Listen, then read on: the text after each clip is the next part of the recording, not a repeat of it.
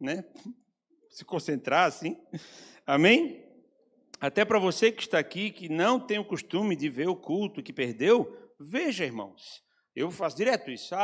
Quer dizer, direto não, eu quase nunca falto, mas quando falto, eu vou ver na quinta, na sexta, no dia que dá.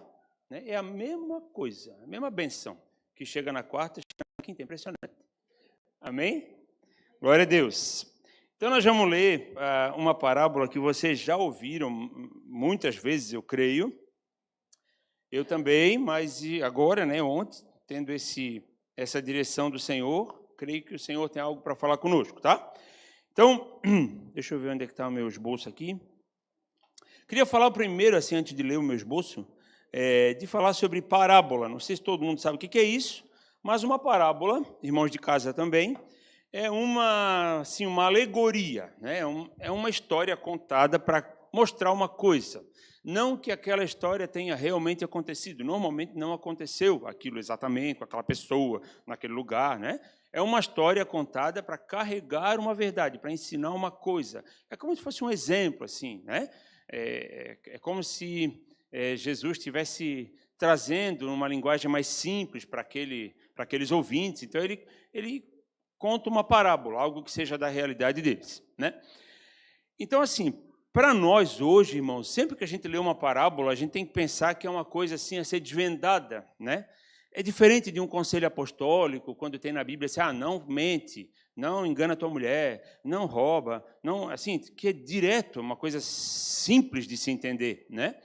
E a parábola, ela carrega um ensinamento ali embutido, então a gente tem que olhar para ela com mais atenção, assim, para ver os detalhes, acho que a palavra é essa. Como se ela fosse realmente uma obra de arte, assim, para a gente ver o que está ali embutido e a gente, na correria, não viu.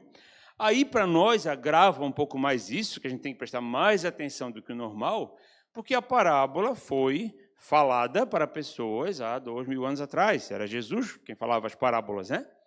Então, aqui, normalmente, as lições têm a ver com a realidade deles, as coisas que eles viviam, o que era comum para o comércio, para a vida social, enfim. Aí a gente sempre tem que dar uma desvendada, uma pesquisada, tá? Então, hoje a gente vai fazer isso. Nós vamos ler Mateus, capítulo 25, versículo 14. Nós vamos ler, é grandinho, tá? É do 14 até o 30, que é a parábola dos talentos. Mas aí eu leio, depois eu venho revisando e depois a gente vem tirando lições, tá? Então, diz assim, Mateus 25, versículo 14, a minha versão é Almeida Revista e Atualizada, tá bom? Sim, bem raiz. 25, 14. Pois será como um homem que, ausentando-se do país, chamou os seus servos e lhes confiou os seus bens.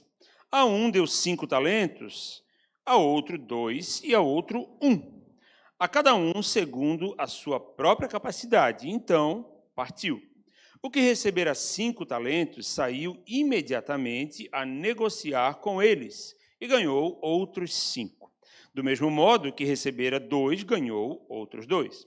Mas o que recebera 1, saindo, abriu uma cova e escondeu o dinheiro do seu senhor.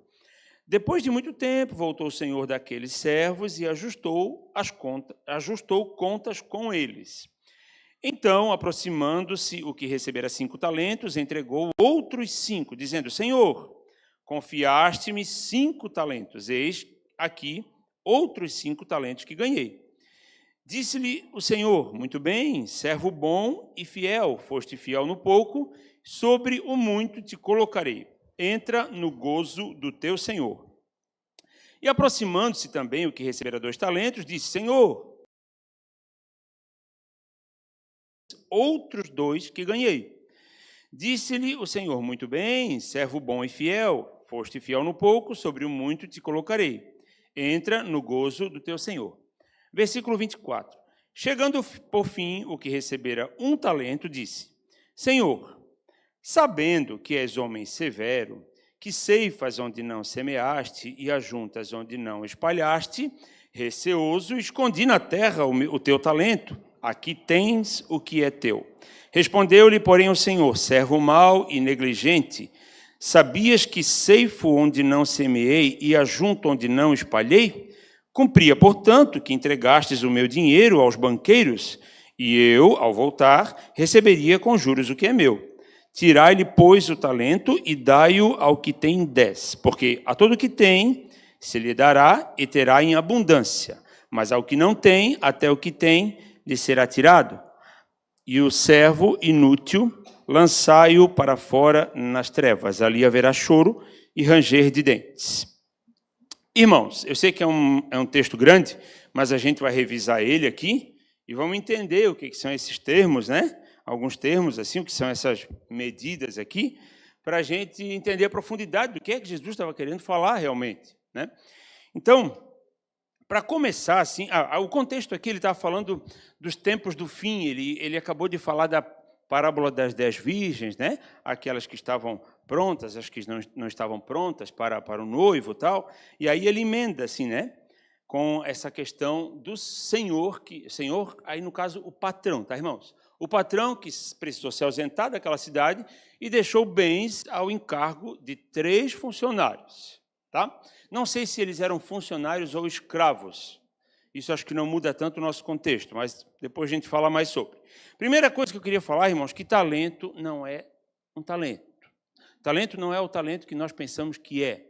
Talento é uma coisa a ser administrada e não uma habilidade. Tá? Talento não é uma habilidade, não é um dom, não é assim a pessoa tem um talento de tocar um instrumento, de fazer. Não é isso, não tira isso da cabeça. Inclusive, talvez a palavra talento nossa hoje seja por causa desse talento aqui. Depois nós vamos ver a origem no grego e no latim de talento. Tá? Então, talento é outra coisa, é uma medida monetária, é uma quantidade de dinheiro. Tá? E, diga-se de passagem, muito dinheiro, muito dinheiro. Quando a gente lê corridão assim, a gente pensa, recebeu 5 talentos, né? A pessoa pensa que é 5 moedas, assim, normalmente, né? Não sei o que pensa, eu pensava, tá? Que era 5 moedas, beleza, 5 talentos, bota no bolso e vai negociar os 5 talentos, né? Mas não é isso, irmãos, não é isso mesmo. Deixa eu ver se já que eu falo isso. Um talento, ele equivale a 6.000 moedas. Uma moeda é um denário, que no latim quer dizer denarius, que em português é dinheiro, né? Vem de lá.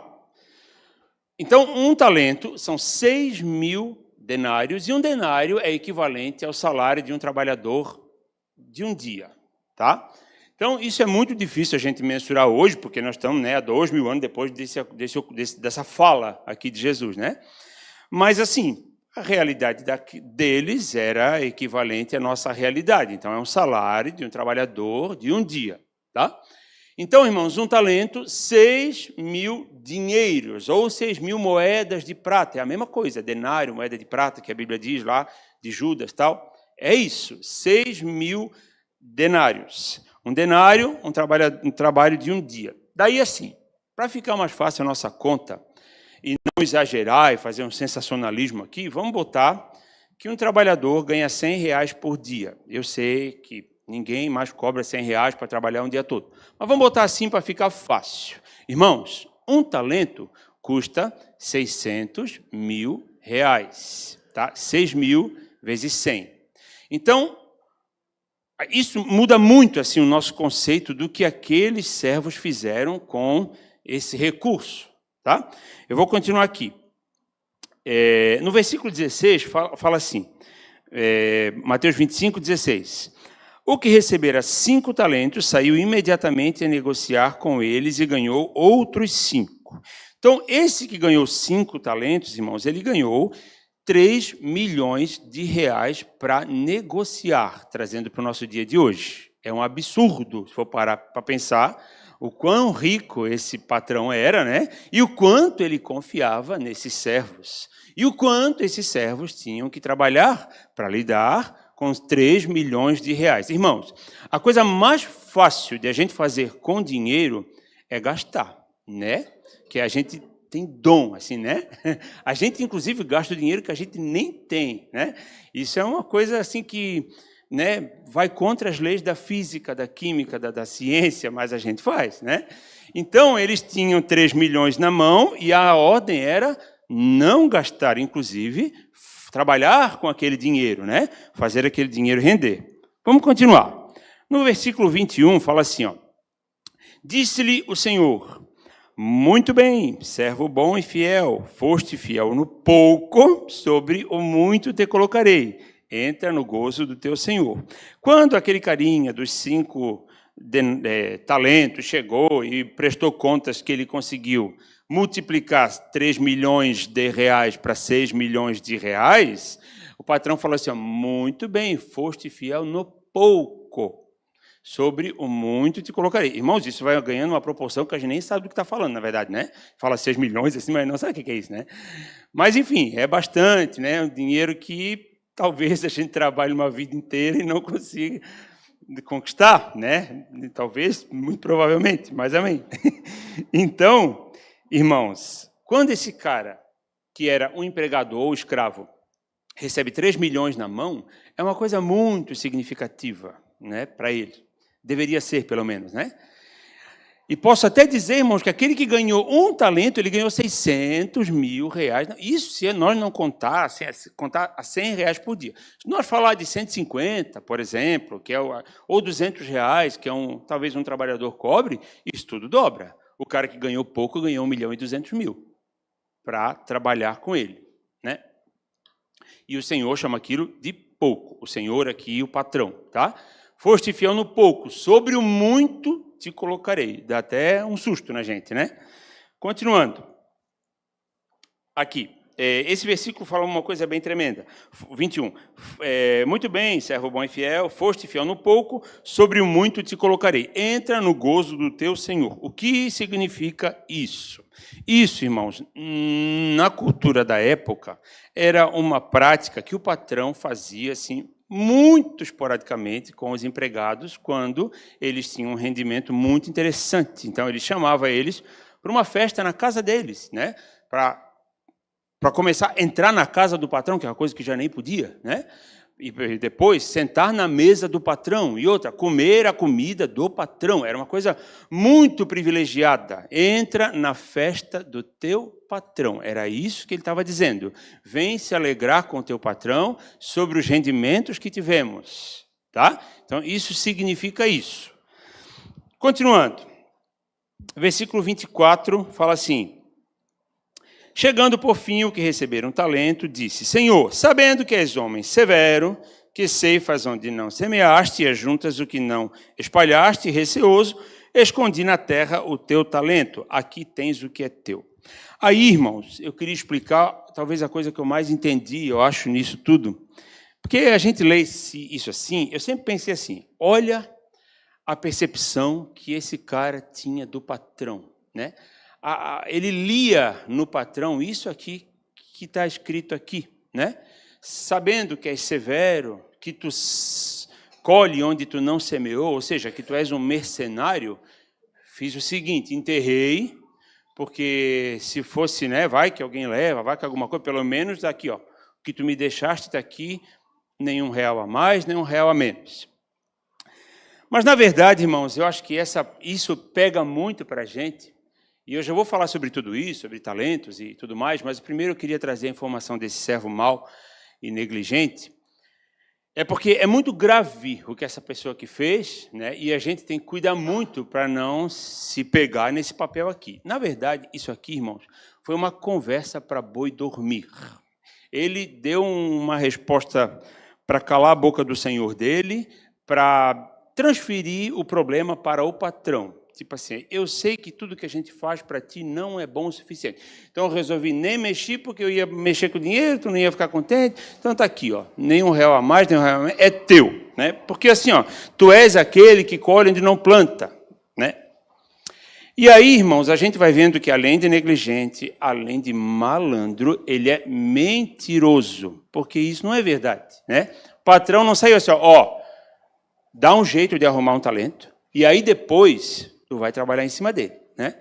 Não fez isso. Ele entregou na mão. Ó, está aqui, 600 mil reais ou 1.200.000, não sei. Está aqui na mão. Trabalha com isso. Então, não posso dizer que ele não semeou, que ele não entregou, que ele não deu recurso para o cara, né?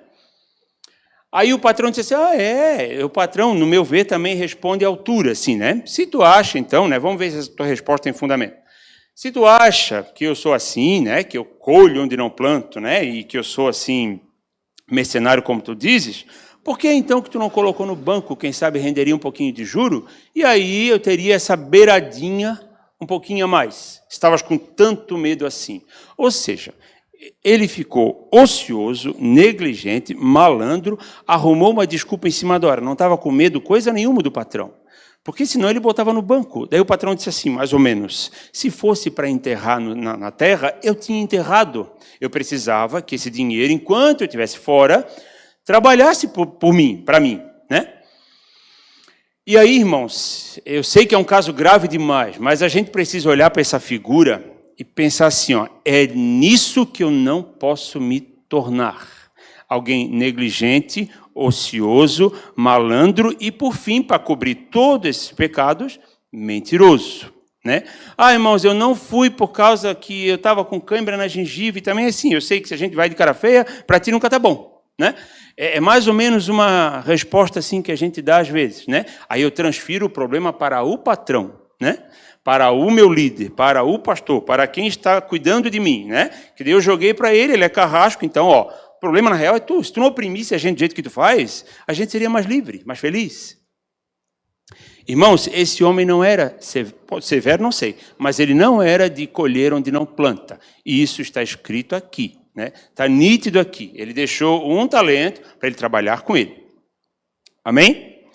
Então, assim, fora essa coisa super grave,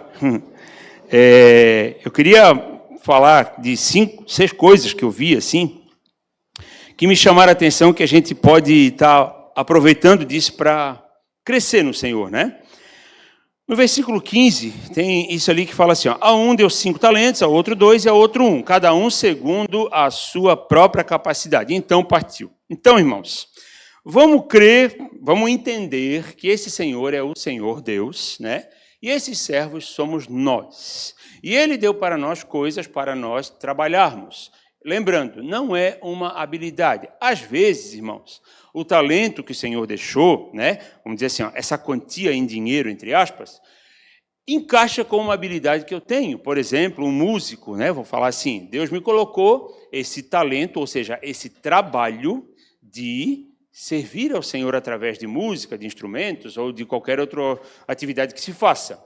Tudo bem, encaixou com uma habilidade que eu tenho, tudo bem. Mas o talento não é essencialmente a habilidade, é o trabalho, o encargo, o serviço, algo a ser administrado. Amém?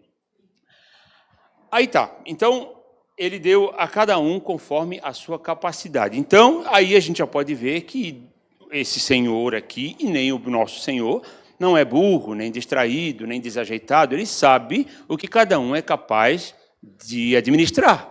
Então, se ele me entregou um só, eu não devo ficar com inveja do que recebeu 5, porque eu, com certeza, não vou saber negociar 3 milhões de reais para virar 6 em pouco tempo. Então, mal vou dar conta dos meus 600 mil aqui. Então, e aquele que recebeu 3 milhões, não fica achando que o outro é menor porque recebeu só 600 mil, porque, na verdade, ele tem muito serviço pela frente, tem mais com o que pensar. Então, o Senhor, Ele sabe do quanto nós somos capazes, e aí eu digo assim, que vai muito, claro, do nosso empenho também, porque esse serviço deles aqui, com certeza, irmãos, com certeza, não foi uma coisa fácil. Se tu recebe 3 milhões na mão e precisa lidar com ele, irmãos, como eu falei, a coisa mais fácil de fazer com dinheiro é gastar. Então, eu recebi 3 milhões, eu preciso negociar ele para virar 6, Isso é muito trabalhoso, muito, e desromantiza completamente essa parábola, que a gente pensa assim, é talento, que coisa linda, maravilhosa, é meio filosófico até, Mas não, irmão, isso aqui é trabalho. Eu ter que negociar 3 mil, eu acho que eu não ia conseguir, porque como é que faz, Para começar, já vem as coisas para comprar, Aparece na frente da gente. Então, é muito difícil fazer o que eles fizeram, Então, a gente sempre tem que entender isso. A obra do Senhor na nossa mão nem sempre é uma coisa fluida, uma coisa que eu sinto um total prazer. Meu Deus, combina muito com a minha habilidade. Oh, vou saltitando fazer a obra. Muitas vezes, e posso dizer que por essa parábola, não é assim. É uma coisa trabalhosa mesmo. Tem que acordar cedo, tem que dormir tarde, porque nós temos a quem prestar contas, né? E tudo que eu fizer, diz a Bíblia lá em Colossenses, alguma coisa lá, fazei de todo o coração como ao Senhor, né? O apóstolo está dando uns conselhos assim para o marido, mulher, não acho que marido e mulher não, mas funcionário, tal, não sei o quê, servir ao vosso Senhor, né? De todo o coração, porque estás na verdade servindo a Deus. Então, quando o Senhor nos entrega algo assim, irmãos, é para Ele, não é nossa. A obra não é nosso, o dinheiro ou o talento a ser administrado. Amém? Então, o Senhor nos conhece. Vamos lá. Versículo 16 fala assim. Aí eu vou ler uma coisa que eu printei aqui, que eu peguei aqui. O que é talento? A origem. Espera aí, só um momento, que me atrapalhei. Aqui. Como surgiu a palavra talento? Vamos à etimologia das palavras, onde a palavra talento tem a sua origem no latim talentum, cujo significado é inclinação, desejo de fazer, de conquistar. Quando vem do grego, talenton possui o sentido de pesagem, soma, quantia em dinheiro. Então, talento vem disso, de duas coisas aqui, né? No latim, o desejo de fazer, o que eu já acho tremendo, né? Inclinação, desejo de fazer, desejo de conquistar. Não é uma coisa tão romântica assim, que do nada, né? Eu vou fazer. Não, é uma coisa que tem que ter um empenho, né? E do grego vem essa quantia de dinheiro, que é o que a gente acabou de ver. Aí, irmãos, deixa eu continuar aqui. Tá. O talento bíblico é empenho, dedicação, esforço, diligência, trabalho. Aí eu coloquei, é trabalhoso administrar e duplicar 3 milhões. No versículo 21, fala assim, ó, vou ler de novo, nós já lemos, tá? Muito bem, servo bom e fiel, foste fiel no pouco, sobre o muito te colocarei, entra no gozo do teu Senhor. O Senhor considera 3 milhões pouco, nos colocará sobre muito, e isso ainda se refere a trabalho. Só para vocês entenderem, né? Uma vez eu me peguei numa crise assim, existencial, desse negócio de o que muito é dado, muito é cobrado, né? E depois que é cobrado, é dado mais ainda, né? É mais ou menos isso aqui. Aí eu pensei, tá, mas cadê assim a recompensa, né, da pessoa que trabalha bastante, né? A recompensa é mais trabalho, né? Até eu falei com o Roberto e a Maísa na época, assim, porque eu achava meio ruim mesmo, o negócio de ficar trabalhando. Daí, se eu for bem, eu ganho mais serviço. Daí o fulano que não faz nada, né? Não se cansou, tá lá de boa, aí não ganha mais serviço, né? Aí, tá, mas e aí, né? E aí, eles, acho que foi a Maísa que disse, tipo assim, é isso e pronto. Não foi isso que ela falou, mas mais ou menos assim, né? Aceita que é melhor, né? Daí, eu aceitei e parei de ficar questionando isso. E agora tive mais esse reforço, né? Aceita que dói menos. Então, se tu se caprichar, for bem, trabalhar bem, conseguir, tu vai ganhar o quê? Mais serviço, né? E é tremendo isso, irmãos, é tremendo isso, porque enquanto o Senhor está vendo na gente uma utilidade, irmãos, né? Glória a Deus por isso, né? Nós estamos sendo diligentes, né? Não somos o que a Bíblia vai chamar no fim dessa parábola de servo inútil. Oh, que coisa triste, irmãos. Coisa triste a gente ser inútil. Eu acho muito triste ser inútil. E aqui ele chamou de inútil, e nós vamos ver o que acontece com ele, tá? Continuando. Ele nos chama para a seara, que está aí pronta, né, irmãos, para ser colhida. Aí eu escrevi assim, mas desse jeito eu não vou ter tempo para correr atrás dos meus sonhos, porque daí eu trabalho para o Senhor, aí ele viu que eu fui bem, aí ele me dá mais serviço, daí e a minha vida e as minhas coisas, né? Pode ocorrer isso na cabeça, estou fazendo um pensamento bem humano, assim, para vocês, né? Não achar, assim, que é uma conversa divina, porque, né? Aí eu pergunto para vocês, irmãos, onde é que está escrito buscar, em primeiro lugar, o reino dos céus e todas as coisas vos serão acrescentadas? Aonde está escrito? Não, tá. Não está escrito em lugar nenhum, irmãos. Onde está escrito, buscar em primeiro lugar o reino dos céus e todas as coisas você serão acrescentadas? Em lugar nenhum. O que está escrito é assim, ó, buscai em primeiro lugar o reino dos céus e a sua justiça. E todas estas coisas, que coisas? Coisas das quais ele já estava falando. Esta, né? Estas coisas vos serão acrescentadas. Estas são o que comer, o que beber e o que vestir, né? E aí, isso, irmãos, que quer dizer que é o meu sustento, o cuidado do Senhor da minha vida, vai ser acrescentado. E aí, irmãos, se surgir alguma coisa a mais, glória a Deus por isso, né? Fica feliz, aproveita, compra, né? Mas o que o Senhor está nos colocando é buscar em primeiro lugar o reino dos céus e a sua justiça. Todas estas coisas, o que comer, o que beber, o que vestir, vos serão acrescentadas. Ah, mas e os meus sonhos? Coloca na mão do Senhor. Às vezes nem de Deus é, às vezes é, né? Às vezes é uma coisa excelente, às vezes é ter uma casa. Eu acho que todo mundo tinha que ter uma casa. Todo mundo tinha que ter uma casa e um carro. Porque a casa é muito bom, porque pagar aluguel é uma tristeza, né? Esse negócio que estão falando hoje, que é besteira, compra casa, vive de aluguel, investe o dinheiro, tu não tens o dinheiro, né? Se tu tens uma casa e mais 500 mil, não compra a segunda casa, investe o 500 mil. Agora, tem gente falando disso, mas ele não tem o 500 mil, então, eu não vou comprar, eu vou investir. Mas investir o quê? Eu não vou comprar casa, eu vou investir. Mas investir o quê, querido? Tu não tens, se tu comprar é no Minha Casa Minha Vida ainda, né?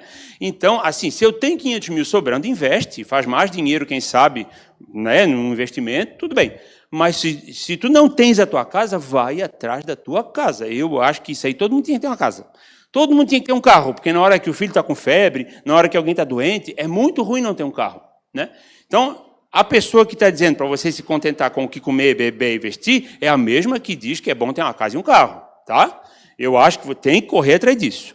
Mas quando isso, meu sonho, vira o carro-chefe da minha vida, irmãos, isso não tem fim, porque daí tu tens um carro, agora tu queres um carro melhor, e depois um automático, e depois um que voa, e depois um aquático, como tem agora, né? Porque dinheiro não tem teto, irmãos, nunca está bom, né?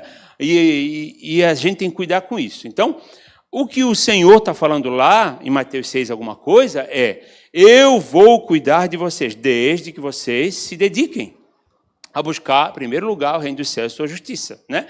Aí os teus sonhos, se for bênção, o Senhor vai cooperar, vai fazer, vai trazer para ti. E aí, quando tu vê, está pronto, os outros vão perguntar: como é que tu conquistou isso? Olha, se eu te contar mesmo assim, eu nem sei direito, né? Eu sei de algumas partes. Mas o que aconteceu assim no céu, que moveu, assim, eu não sei, né? E aí é tremendo isso, né? Quando o Senhor está cuidando de nós. Então, irmãos, isso tira um pouco essa correria, né, de ganhar dinheiro, de, enfim, tantas metas que se coloca na vida, e servir ao Senhor está lá atrás, se sobrar tempo, é igual o dízimo, se sobrar dinheiro, nunca vai sobrar dinheiro, nunca vai sobrar, escuta comigo, nunca vai sobrar dinheiro, nunca. Tá? Não sobra dinheiro. Dinheiro ou você guarda ou não sobra. Então, você chegou o começo do mês, paga o dízimo. Falo por experiência, de pagar e de não pagar, né? Quando não pago, é aquele suador para até o fim do mês pagar o dízimo. É muito mais difícil. Então, a mesma coisa é o tempo, não sobra tempo. Por quê? Porque você já ocupou todinho com a sua faculdade, nada contra, com a sua pós, nada contra, com o seu doutorado, nada contra, com o seu mestrado, nada... Não tem teto essas coisas, irmãos. Não tem teto. Aí, se tu tiver um mestrado, tu vai começar outra faculdade. Entende? Daí servir ao Senhor, se sobrar tempo. Escuta o que eu estou te falando. Não vai sobrar tempo, porque você não priorizou, né? Não usou o talento, enterrou lá guardadinho, porque eu sei que Deus é brabo, capaz de ele chegar ou estar desprevenido. Eu sei que ele é daquele de ficar cobrando aquilo que ele nem semeou. Que isso?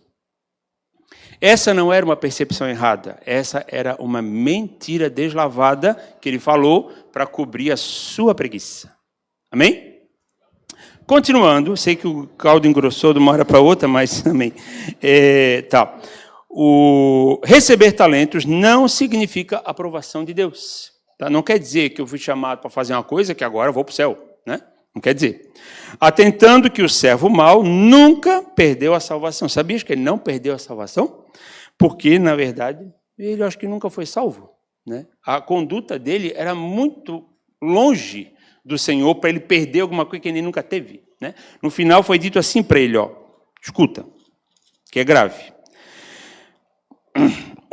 E o servo inútil, lançai-o para fora nas trevas, ali haverá choro e ranger de dentes.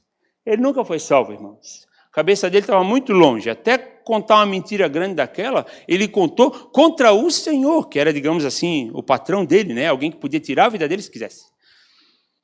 Então, irmãos, a gente tem que ver assim, ó, como é que está a minha vida, o meu coração, o meu entusiasmo, minha dedicação, está nas coisas do Senhor, ou não passa nem perto, eu vou enterrar, deixar num cantinho lá, que eu não mexo com essas coisas. Aí, irmãos, tem que rever, né? Tem que ver isso aí. O Senhor te chamou para alguma coisa você sabe fazer. Aí eu estou falando de talento, e aí eu não estou falando de habilidade, eu estou falando de trabalho. Trabalho mesmo, trabalho, né? Pegar uma coisa, começar e terminar, né? Fazer alguma coisa, não tem a ver com, eu canto, eu danço, eu pulo, eu sapateio, não. É trabalhar mesmo, pegar 3 milhões e multiplicar por 2, né? É difícil fazer isso, irmãos. Mas o Senhor nos chama.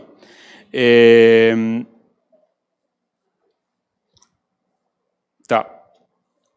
Nada é de fato nosso.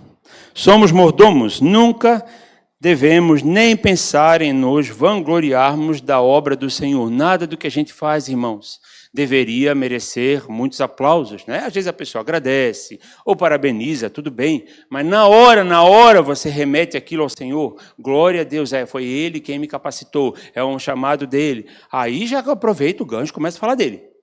Porque senão, irmãos, a gente se perde na bênção. Aí é triste.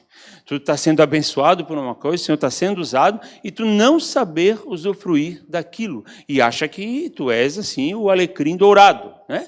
Aquele que faz e acontece, começa, termina, porque eu sou bom, eu sou encarnado, quando eu meto a mão eu resolvo. E aí, irmãos, né? E aí, quem é que te chamou para essa obra? Foi tu mesmo, né? Irmãos, nada é realmente nosso. Os 3 milhões não são nossos, os 6 milhões não são nossos, os 600 mil não são nada, nenhum talento, nenhum denário é nosso. Tudo vem do Senhor. E quando acabar, irmãos, Ele vai dar mais serviço. O que eu ganhei com isso, irmãos? Nada. É bem assim. Não, mas calma, ganhou sim, espera aí. Aí é só para a gente entender. Porque se não for aquele servo a fazer, o Senhor chama outro servo e faz. Tu não és assim aquele servo insubstituível, né? Insubstituível, irmãos, é o Senhor. Não tem outro. Vou deixar ele de lado, arrumar um outro que, né? Mais ou menos como aquele servo mau ali pensou. Esse não. Deve ter outro que seja mais assim bondoso, né? Esse aí é muito severo. Não, irmãos, o Senhor é o Senhor. Nós somos assim seus servos, né? Empregados ou escravos, alguma coisa parecida com isso. E por último, né, que já estou acabando, mas não menos importante, na verdade, acho que esse aqui é o mais legal, né? Diz assim, o que os servos fiéis realmente ganharam? O descanso, a alegria, o banquete. Entraremos e cearemos com ele na casa dele, num lugar que não era nosso, comendo uma comida que não é da nossa realidade, e será um dia de nos alegrarmos com os resultados. Irmãos, isso é tremendo. Se o nosso coração não tiver voltado para esse último ponto, né, para entrar no gozo do nosso Senhor, nós não vamos conseguir persistir muito tempo. Tu vais fazer uma obra num lugar, depois vai fazer em outro lugar, e vai ficar dizendo que são ciclos, né? Porque ele começa as coisas e não continua. Fechou-se um ciclo. Não fechou nada, tem que parar esse negócio no meio. A vida é feita disso. Onde é que arrumaram isso? Entra ano e sai ano e tudo não termina nada. Aí diz que fechou o ciclo. Mentira, só acabou o ano. Tu não fez nada, não terminou o que começou, né? Então, não tem a vida feita assim. Esquece isso, não tem isso, tá? Tem você baixar a cabeça, trabalhar. Se algum dia na vida o Senhor disser assim, não faz mais isso, começa outra coisa, raramente ele faz isso, mas vai que ele diz, né? Aí para aquilo, começa outra coisa. Mas aí, irmãos, é falta de perseverança e a gente bota a culpa no ciclo. Da onde? Irmãos, nós fomos chamados para ser servos, né? E o mais tremendo, irmãos, que é tão tremendo isso que nós fomos chamados para trabalhar, que quando a gente partir daqui, né? Sabe o que nós vamos fazer, irmãos? Trabalhar. Desculpa falar isso para vocês agora, sim.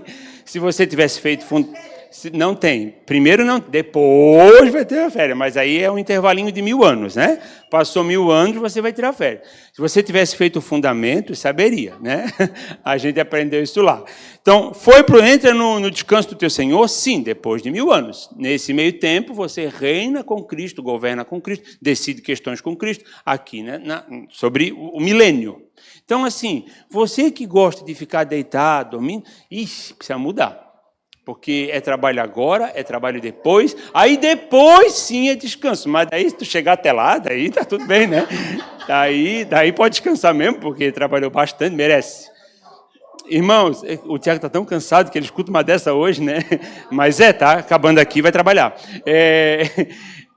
Irmãos, o Senhor gosta de trabalho, inclusive a Bíblia diz que Ele está trabalhando nesse exato momento. Né? E nem foi Paulo, nem Filipe, nem nada, foi Jesus que falou assim, meu pai trabalha até agora, e eu não sou malandro, trabalho também. Então o Senhor nos chamou, irmãos, para arregaçar as mangas. Às vezes, irmãos, trabalhar para o Senhor causa um pouco de tristeza, né? Às vezes, trabalhar para o Senhor, você está sozinho fazendo aquilo, como eu disse, multiplicar 3 milhões não é fácil. Às vezes todo mundo aplaude, glória a Deus, amém, mas às vezes todo mundo vira as costas. Então, tem que ver que é ao Senhor que nós estamos servindo. Amém, queridos? Isso é em tudo que a gente faz, claro, né? O contexto bíblico é tudo, né? Ao Senhor, inclusive no trabalho convencional. Mas mais ainda, irmãos, na obra é ao Senhor que nós estamos servindo. E aos irmãos também, claro que se respinga nos outros, na sociedade, né? Quando o Instituto faz o trabalho aqui, eles servem ao Senhor, mas servem à comunidade também, por que não, né? Também, mas o foco não é aquela criança, o foco é obedecer o Senhor, né? Tá. Vai que não foca nas crianças. Né? Se fosse, tem uma hora que cansa, né? Então, é o Senhor que renova, é o Senhor que dá aquela energia, aquele gás. É o Senhor que faz com que essa obra seja perseverante e não feita de ciclos. Amém?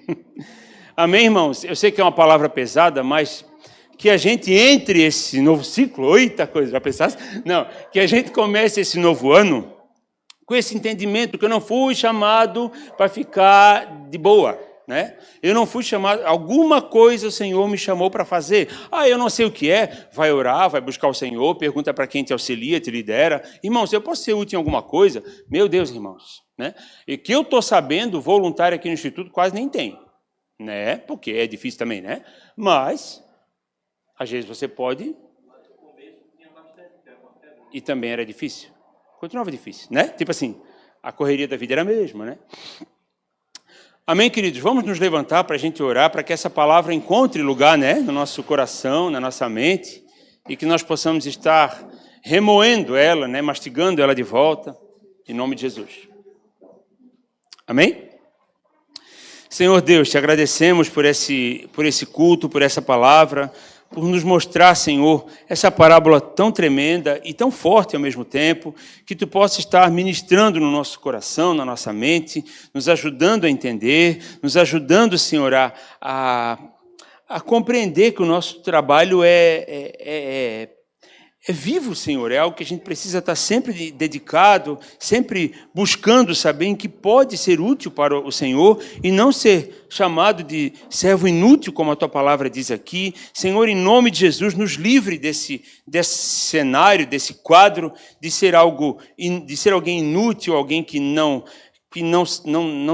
conhece o Senhor, não conhece a obra do Senhor, que não está nem aí para aquilo que o Senhor coloca, que é negligente, que é covarde, que é mentiroso. Senhor, nos ajuda, Senhor, a nunca cairmos, Senhor, nessa figura do servo mau, mas que Tu possa nos ajudar, nos instruir para que possamos estar multiplicando, Senhor, tudo aquilo que o Senhor coloca na nossa mão, que venhamos a fazer com amor, com entusiasmo, com vontade, inclinado, Senhor, para acertar, para fazer dar certo, em nome de Jesus, Pai, abençoa cada um de nós, abençoa, Senhor, cada mente, abençoa cada casa, Senhor, que a Tua misericórdia, Senhor, venha estar nos alcançando, tanto nessa noite, quanto nesses próximos dias e também no próximo ano, em nome de Jesus.